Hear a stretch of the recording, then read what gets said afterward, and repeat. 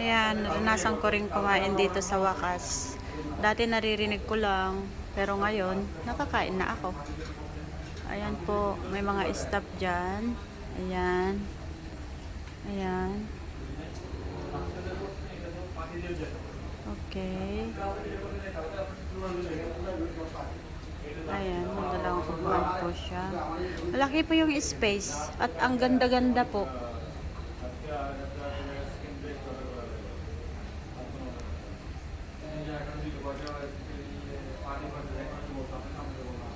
Ayan po, maraming ma-accommodate dito.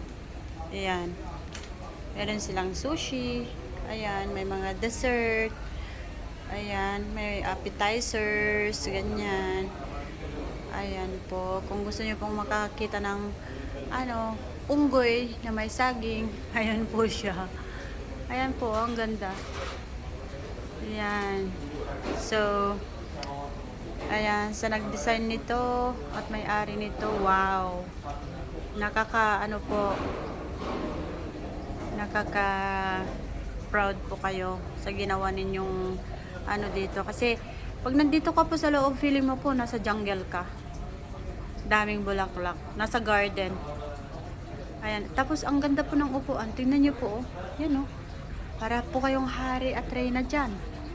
At saka, ayun po, ayan, yan yung buffet, meron pa rin pong buffet doon sa kabila. Ayan lamang po.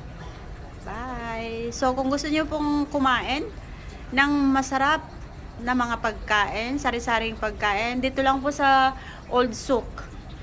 Walk-in grill po. Sarap po ng pagkain nila. Pinopromote ko na. Sana hindi sila magalit.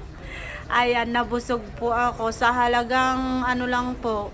Kayang-kaya. It's very affordable ang price nila at sulit na sulit ang pagkain. Hindi po kayo magsisisi sa sobrang sarap ng pagkain dito lamang sa Walk and Grill.